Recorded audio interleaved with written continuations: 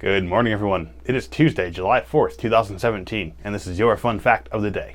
Last semester we covered Trucking Tuesdays. That's actually Dad's profession, so in light of that, I thought it fair to now cover Mom's profession. Mom was an at-home quilt maker, and since quilting doesn't really rhyme with Tuesday, or there's really no alliteration that works there, I would go a little bit broader and a little bit slightly different direction and go Textile Tuesdays. So for the next 13 weeks, we're going to look at the entire textile industry in some way, shape, or form. Starting off, we're going to lay out some groundwork definitions to help us work our way through these 13 weeks. Textile itself, as a noun, is a woven cloth or fabric. All it takes is there's a weave of fibers that come together to make an overall sheet of fabric. It can also be an adjective, which is relating to fabric or weaving. A seamstress is a woman who sews or makes their living doing so.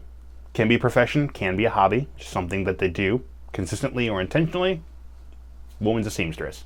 And for those who do so, overall, as a living, seamstress is actually a relatively specific term that would concern those who make things, say, clothing or stuffed animals, but not necessarily other things like quilts. Quilt maker is also a textile worker, but it heavily leans towards making things like quilts, which are not to be confused with comforters or blankets. Great way to ruffle a quilt maker's feathers is to say what kind of blanket you're working on now.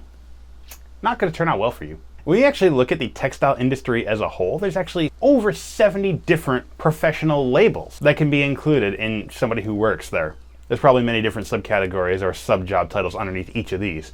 And these 70 different labels include colorist, a cloth inspector, spinner, a loom technician, and a clothing presser. All these are actually useful and even necessary in many professional part of the textile industry. And there's even many more that are so intricate and specific and such a craft that they're actually potentially headed towards the dreaded lost art label. People like carpet designers, or leather workers, or saddlers, or weavers. When was the last time you saw somebody using a loom for their profession?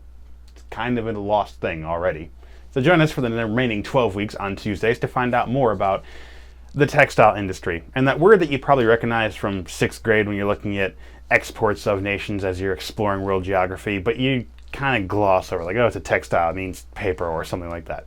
No. Textile is much more in-depth and much more relevant to you. This jacket, this shirt, all the shirts behind me, all textiles, all helped to be made by probably dozens of people across their entire lifespan, from cotton in the field all the way into what's hanging behind me or what I'm wearing. But before we get ahead of ourselves, just rest assured, you're going to learn a lot about this industry. I certainly did researching it, so I hope you will too. Happy National Independence Day for all my American viewers. Congratulations.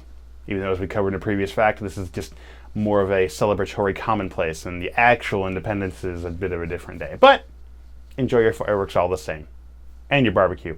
As today is also National Barbecue Spare Ribs Day. If you can manage to have some barbecue spare ribs, by all means. Good stuff. Hope you've enjoyed this fun fact of the day. See you tomorrow.